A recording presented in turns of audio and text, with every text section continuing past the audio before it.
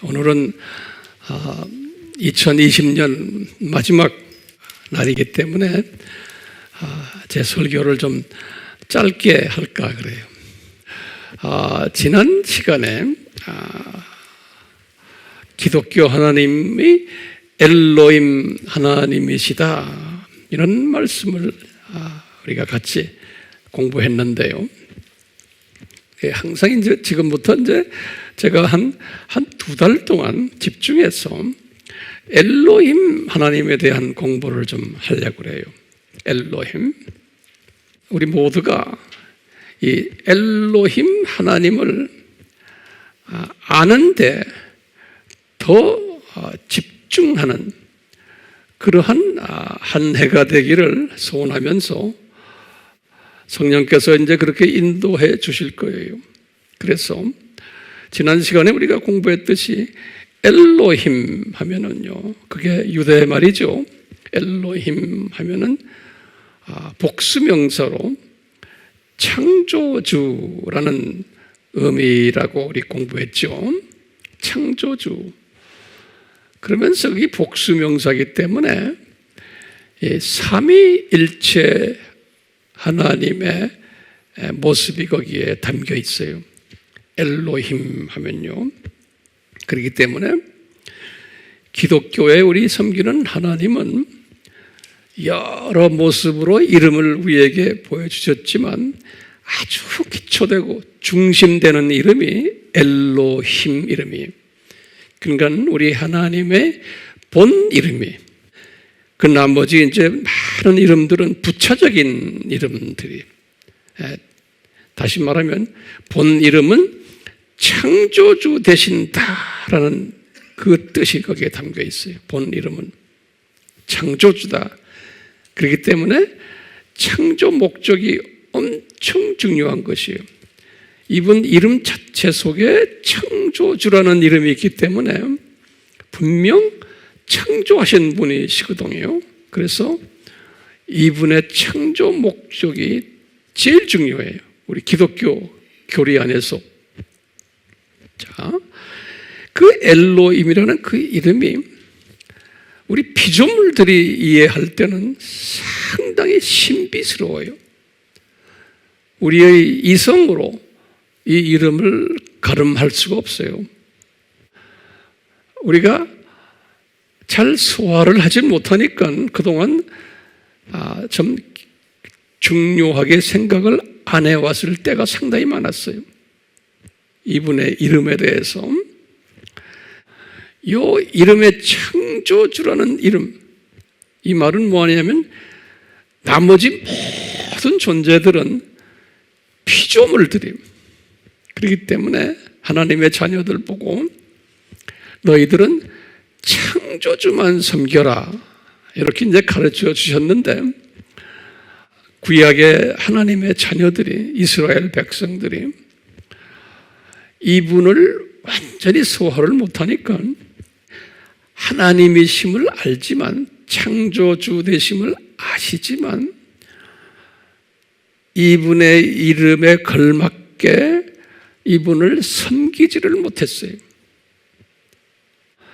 전지하신 하나님이 이것을 다 아셨어요.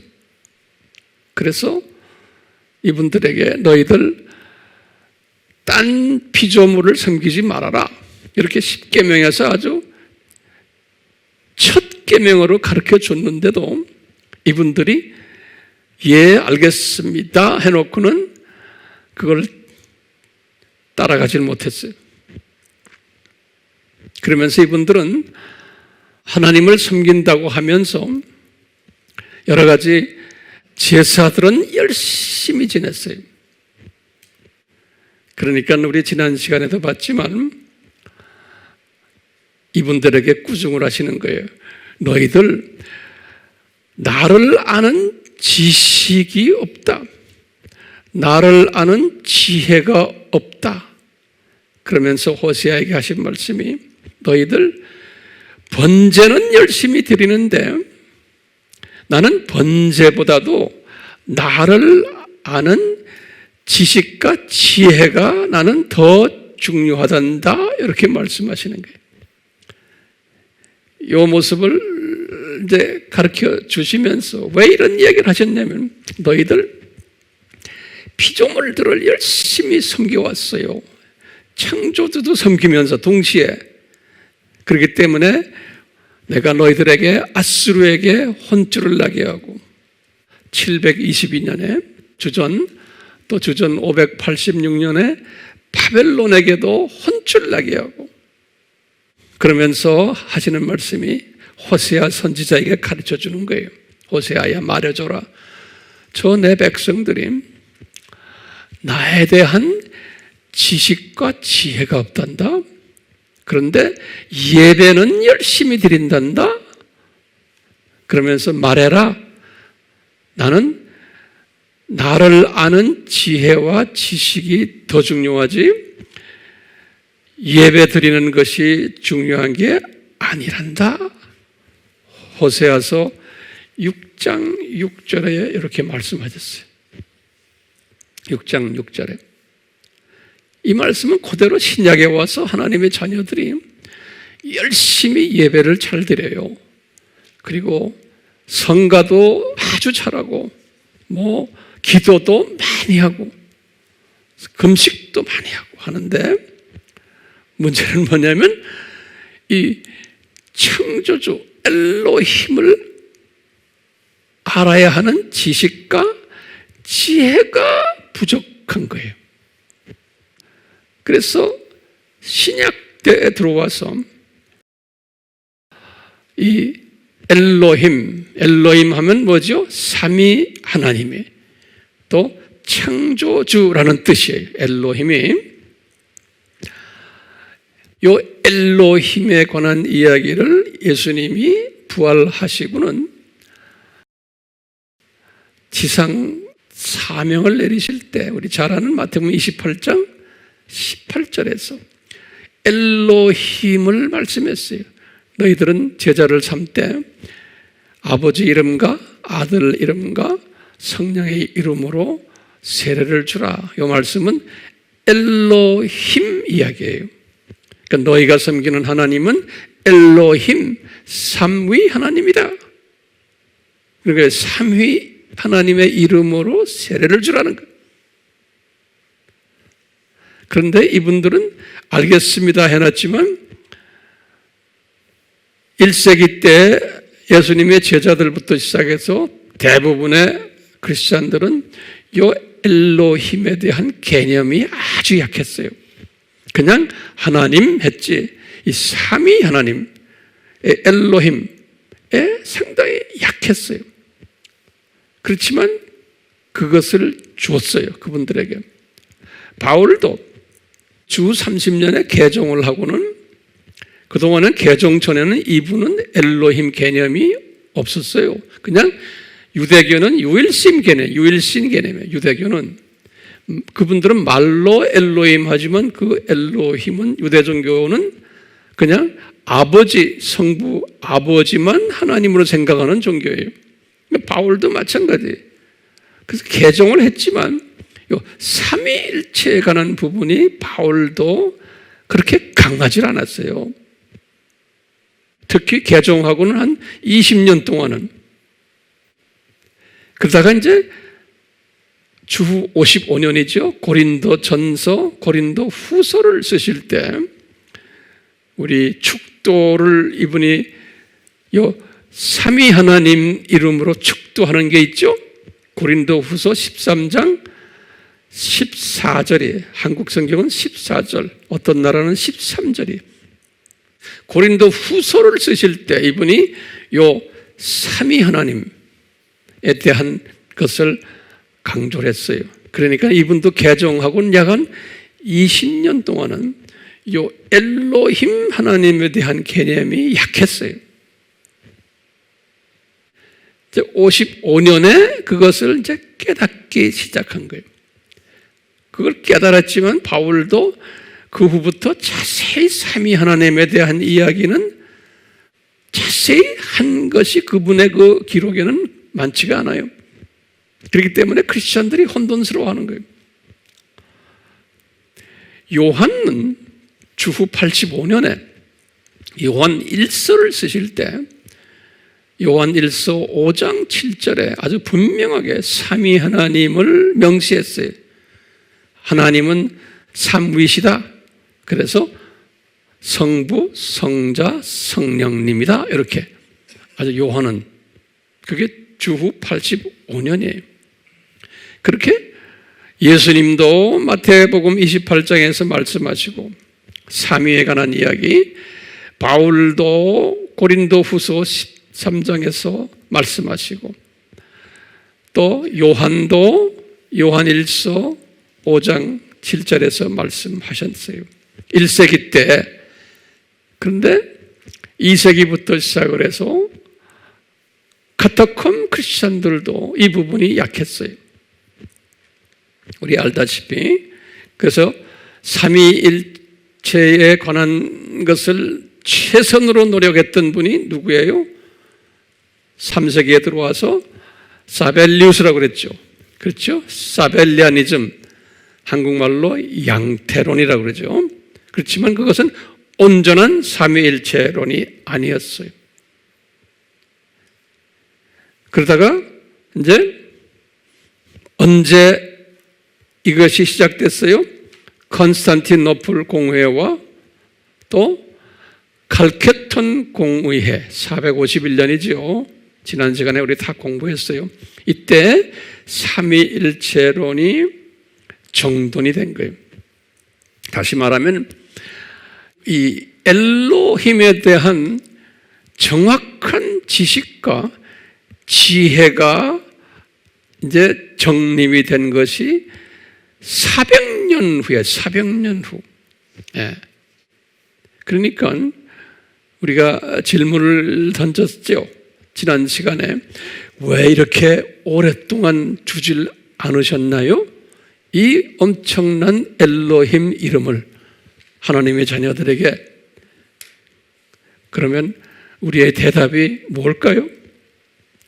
이것은 대단히 중요하기 때문에 이것을 쉽게 주면은 하나님의 자녀들이 가볍게 생각하는 것이 피조물들의 하나의 그냥 한계성이. 그 다음에 쉽게 줘도 소화하기 힘든 이름이기 때문에 그러는 거예요. 예. 그렇기 때문에요, 이것을 오랜 기간을 시행착오를 겪게 하시면서 이 이름이 얼마나 중요하고 소중한 이름인 것을 가르쳐 주시는 거예요. 예, 하나님의 자녀들에게. 그래서 하나님의 자녀들이 이 엘로힘이라는 삼위 하나님, 창조주라는 이름을 드디어 451년에 칼케톤 공의회에서 이제 가졌어요. 다시 말하면 정돈이 어느 정도 됐었어요. 그런데 놀랍게도 그때부터 시작을 해서 지금까지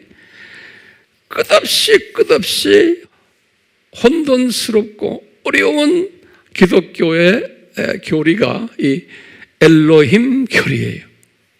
그래서 오늘날도 우리 크리스찬들이 이것을 잘 소화를 못해요. 오늘날도. 자, 이 엘로힘 교리를 잘 소화를 못하면요, 우리 크리스찬들에게 상당한 문제들이 생겨요. 네. 크리스찬들에게. 왜냐하면요, 요 엘로힘 교리를 제대로 알아야지만 내가 온전한 크리스찬의 삶을 살 수가 있어요. 이 엘로힘 교리를 제대로 알아야지만 성탄절이 어떤 의미가 있는지를 깊이 깨닫게 되고 넓게 깨닫게 되고 높게 깨닫게 되고 길게 깨닫게 돼요. 그리고는 우리의 세계관이 새롭게 변하게 되고 가치관이 변하게 되고 인생관이 변하게 되고 이 세상관이 변하게 돼 있어요. 이 엘로힘 교리를 제대로 알아야지만. 자, 엘로힘 교리를 어떤 부분에서 우리가 제대로 알아야 되냐면, 이제 우리가 앞으로 이제 공부를 자세히 할 거예요. 엘로힘의 독특한 속성을 알아야 돼요. 첫 번째로. 두 번째로는 엘로힘이 삼위 하나님이 동등하고 동질이고 또 동양이고 동위고 이런 부분을 제대로 알아야 돼요. 이 삼위 하나님이. 그 다음에 세 번째로는 이 엘로힘이 삼위 하나님이 창세전에 십자가의 신비를 디자인하신 것을 알아야 돼요. 이 엘로힘이 그렇게 하셨다는 것을 우리가 알아야 돼요. 네 번째로 이 엘로힘이 하늘들과 땅을 창조하신 분이라는 것 우리가 알아야 돼요. 창세기 1장 1절이죠. 우리 여기에 대해서 이제 자세히 공부해야 돼요. 또 다섯 번째로는 이 엘로힘이 창조 목적을 부여하신 분이라는 것을 알아야 돼요. 창조 목적을 부여하신 분이라는 것을 알아야 돼요. 우리가요. 그 다음에요.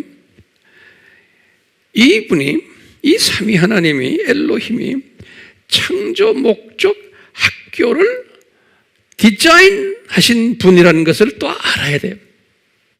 뿐만 아니라 일곱 번째로 이 엘로힘이 이 창조 목적 학교 구조를 디자인하신 분이라는 것도 우리가 알아야 돼요. 마지막으로 여덟 번째로는 이 엘로힘이 하나님의 자녀들을 교육을 시키는데 이 학교에서 역기능 교육 방법을 디자인하셔서 교육시킨다는 사실을 우리가 또 알아야 돼요. 예. 이런 거를 알게 되면은 나의 생각이 달라지고 오늘날 우리 코로나 문제도 보는 시각이 달라지고 지금 두 짐승이 왜 이렇게 활보하나에 대해서도 정확하게 알게 되고 내가 소화할 수 있어요. 그리고 내가 이 세상에 왜 왔는지도 알게 되고 왜 사탄이 이렇게 범람한지도 그 세력들이 모든 게 다 알게 돼요. 왜 기독교 교회가 이렇게 여러 가지로 다양하며 이렇게 문제가 많고 왜 사람들에게 손가락질 받는가라는 것도 다 알게 돼요. 이 엘로힘을 깊이 공부를 하면은요. 네. 그렇기 때문에 우리는 새해부터 다음 주부터예요. 요 엘로힘 공부를 아주 철저하게 우리 공부하게 될 거예요. 하나하나씩. 자, 이것을 공부하는 사람은 이제 엘로힘을 공부하면서요, 우리가요, 자기도 모르게 이 팔복의 사람으로 이렇게 성장되는 것을 발견하게 돼요. 그리고는요, 자기도 모르게 시편 91편의 사람이 되는 것을 발견하게 돼요. 시편 91편 우리 다 알잖아요. 이 영성을 가지면은 지극히 높은 그곳에, 다시 말하면 삼층천 보좌로 나의 영이 올라왔다 내려왔다 하는 거예요. 이 신비를 아는 사람은 영성이 그렇게 깊어지고 높아지고 길어지고 넓어져요.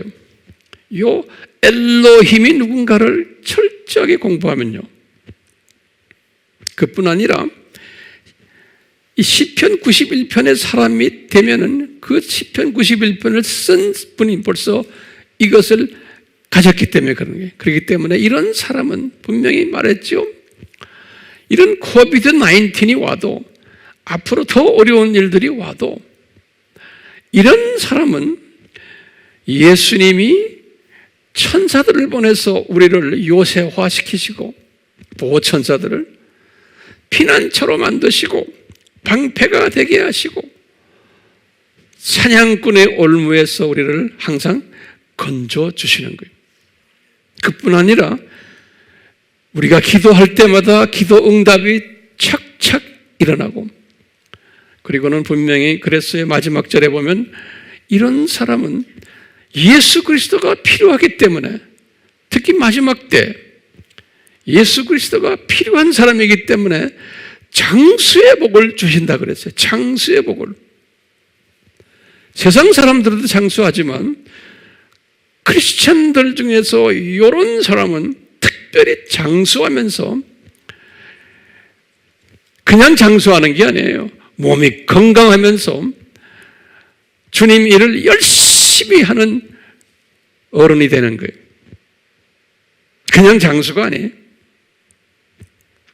이런 사람은 시편 1편에서 말하는 그 복을 받는 사람이에요.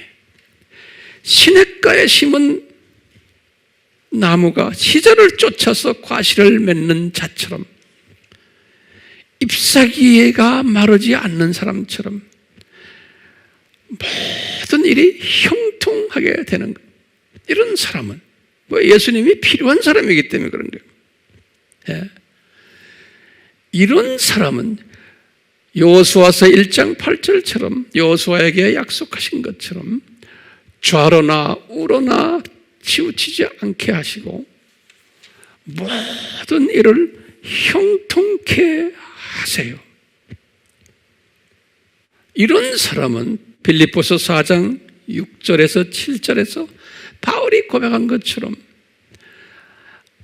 무엇든지 근심하거나 걱정하지 않게 되고 항상 감사한 마음으로 예수님과 대화하는 사람이에요. 그렇기 때문에 항상 나에게는 환경은 어렵지만 내가 이성으로 이해할 수 없는 평강이 우리를 덮으신다고 그랬어요. 이런 사람은 이 엘로힘에 대해서 철저하게 공부한 사람은, 아는 사람은, 뿐만 아니라 이런 사람은 하나님을 사랑하는 자이기 때문에 로마서 8장 28절 말씀에, 그냥 모든 크리스찬이 아니에요. 이런 사람은 하나님을 사랑하는 자, 곧 그 뜻대로 부르심을 입은 자들은 모든 것이 앞에서 선을 이루게 하신다는 거예요. 예수님이 필요한 사람이기 때문에.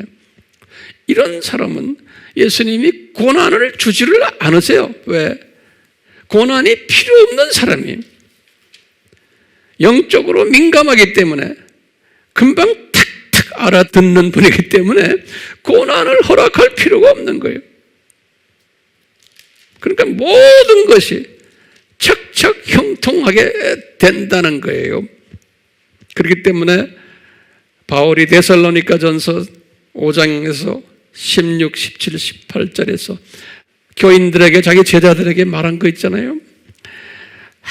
항상 기뻐해라.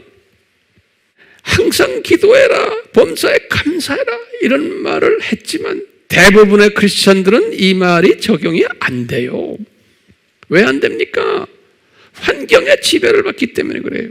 그리고 눈이 이 세상에만 가 있기 때문에 저 세상을 보질 못하기 때문에 이거 아무리 말해야 소용없어요. 근데 바울은 이 엘로힘을, 창조주를 철저하게 아는 분, 이 창조대에 대해서 제대로 공부해서 그것이 내 몸에 밴 사람은 이런 사람이 된다는 거예요. 그래서 오늘 내가 결론적인 말씀이에요. 우리는 과거 2020년 또 전에 19년 그 전해도 우리가 신앙생활을 하면서 주님을 섬겼지만 이런 부분에서 좀 부족한 부분이 많았었어요. 그렇지만 주님이 지금까지 은혜로 우리를 이렇게 붙잡으셨어요. 이제 우리의 간구하고 기도 제목은 새해 2021년은 앞으로 더 세상이 어두워지고 복잡해지고 불법이 더 성해지고 복음이 더 변질되고 교회가 더 시끄럽고 타종교와 교회가 하나가 되는 일이 일어나고 모든 이런 일들이 일어나는 이런 가운데서 우리는 평강을 누리고 기쁨을 누리고 항상 감사를 누리는 사람이 되려면, 또 마지막 때 추수꾼의 역할을 하려면 어떻게 해야 돼요? 엘로힘을 아는 지식과 지혜가 넘쳐나야 돼요. 네. 이 엘로힘을 아는 지식과 지혜가 넘쳐나면 이 모든 이 파도들을 그냥 밟고 지나갈 수 있어요. 그러면서 이 세계관이 주님이 오시는 세계관으로 변하고, 이 모든 인생관을 봐도, 인생들을 봐도 저 사람 사람을 읽을 수가 있는 거예요. 네. 사건을 들여다봐도 이 모든 세상 사건들을 내가 읽고 소화하고 해석을 하는 거예요. 그러면서 밟고 지나갈 수 있는 파워가 생기는 거예요. 그렇기 때문에 우리는 새해는 어떻게 해야 돼요? 엘로힘 공부를 아주 철저하게 제대로 한번 합시다. 아멘? 그래서 우리가 한번 멋있는 주님의 종들이 되어 봅시다. 아멘. 예수님, 저희들 이런 사람 되기를 간절히 간구합니다.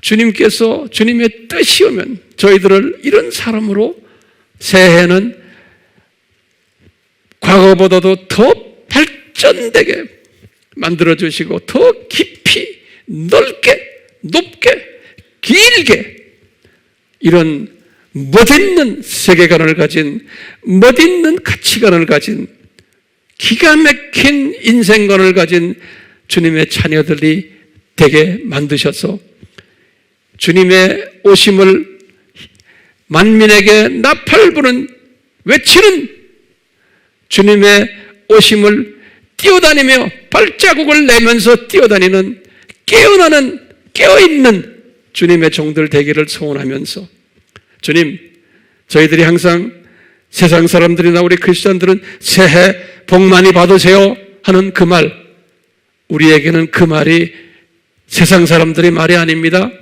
우리는 새해에 엘로힘을 더 많이 아는, 더 깊이 아는, 넓게 아는, 깊게 아는 복 있는 자들 되십시오라는 기도하는 이러한 복된 자들 되도록 은혜 베풀어 주시옵소서.